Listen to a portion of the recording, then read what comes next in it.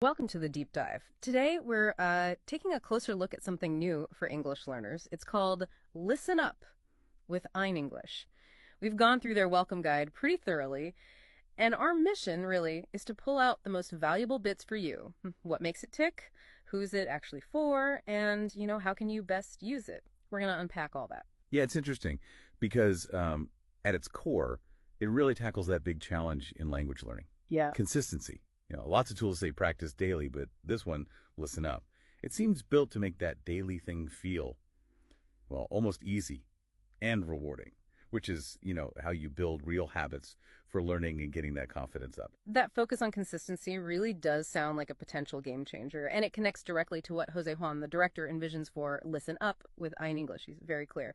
The main goal, help you improve listening, train your ear, and actually enjoy learning English every single day. Exactly. It's not just about ticking off vocabulary lists or grammar rules. It's aiming for real communication, building that confidence you need to actually speak. Getting you into this daily enjoyable rhythm with English. That's often the missing link, turning English from just a school subject into something alive, part of your day. Oh, right. Let's get into the details then. What will you actually find inside Listen Up? First off, they say it's packed with practical listening strategies and tips. We're talking actual techniques, like how to listen with a specific goal, or what to do if you miss words, spotting keywords, main ideas, even understanding different accents. And they stress these are really practical, especially if you're prepping for Cambridge exams, maybe A2 key, B1 preliminary, or B2 first. Yeah, and what's really insightful there is how they provide these tools for active listening. So many learners just kind of passively hear things. These strategies give you a way to actively engage with the audio. It's a very different skill and super valuable, whether it's for an exam or just understanding people better. Right. And it's not just how you listen, but what you listen to. The guide promises real-life vocabulary, things like school expressions, daily routines, phrases for socializing, and even language from songs, TV series, social media, stuff people actually say, so you can use it straight away, at school, work, maybe when traveling. That focus on authentic language is, well, it's critical. So many learners get stuck with that sort of textbook English that just sounds a bit stiff, unnatural. This seems to bridge that gap, not just giving you phrases, but putting them in real context like songs or social media. It trains your ear for the rhythm, the flow of real spoken English. That's subtle, but really powerful. Building on that, they mention useful expressions for real situations. Those moments when things break down, like, excuse me, could you repeat that? Or, I'm not sure I understand, can you explain? Simple stuff, but so important. Even, how do you say in English? Or, sorry, can you say that more slowly? Oh, I remember learning another language and just freezing up sometimes, wishing I had exactly these kinds of phrases handy. Oh, absolutely. These phrases are incredibly empowering, aren't they? Yeah. Give you the actual tools to navigate a conversation, even if you're struggling a bit, instead of just, shutting down. Knowing how to ask for help politely, clearly, that's a sign of a confident language user, whatever your level. It turns confusion into a chance to learn something.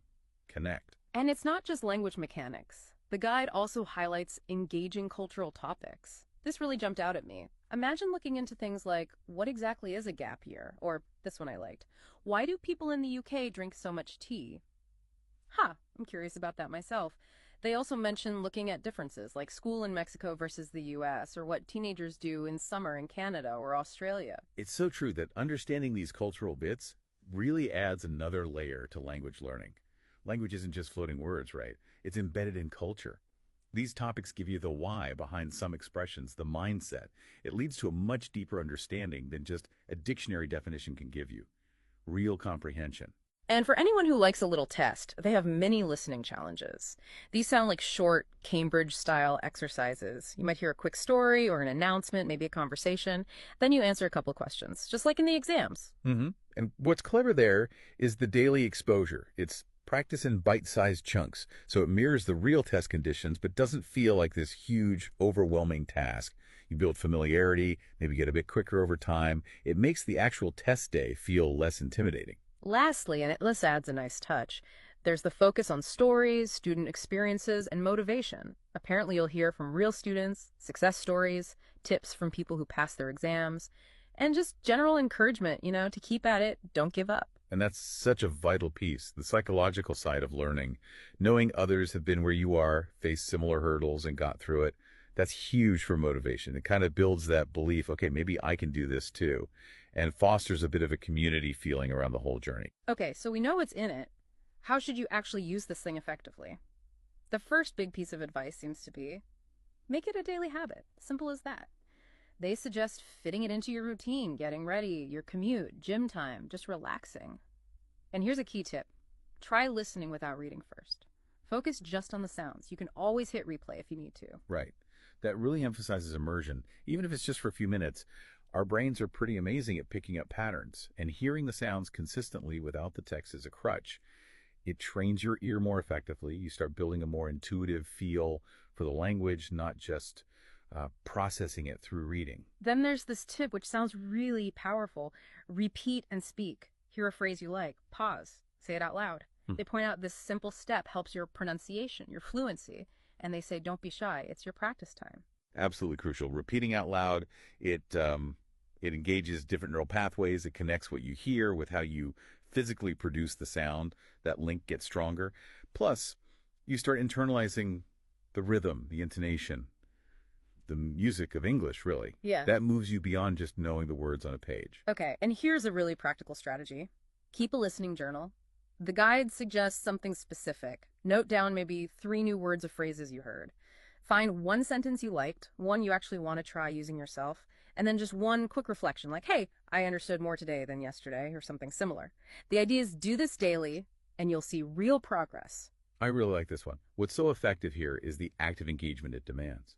It pushes you beyond just passive listening into actively learning. You have to sort of distill it, synthesize it, make it your own. That whole process, thinking about your learning, it speeds up how well you remember things, and it lets you actually see your progress, which is incredibly motivating. You get those little aha moments. And for those of you with exams on the horizon, it offers targeted exam practice. The content seems mapped to different Cambridge listening parts. You know, part 1, short conversations, part 2, fill in the gaps, also part 3, monologues or messages, and part 4, longer dialogues. And crucially, you're hearing real pronunciation, real speed. That's invaluable. So often, learning materials use slowed down audio. Then you hit the real world, or the exam, and it's like, whoa, fast. This tailored practice means your daily listening directly helps you get ready for those authentic situations, builds familiarity. So thinking about who this deep dive and listen up itself is really aimed at, the guide is pretty clear. It's for InEnglish students, sure, but all levels, all ages. Teens, college students, adults working, people prepping for exams or travel.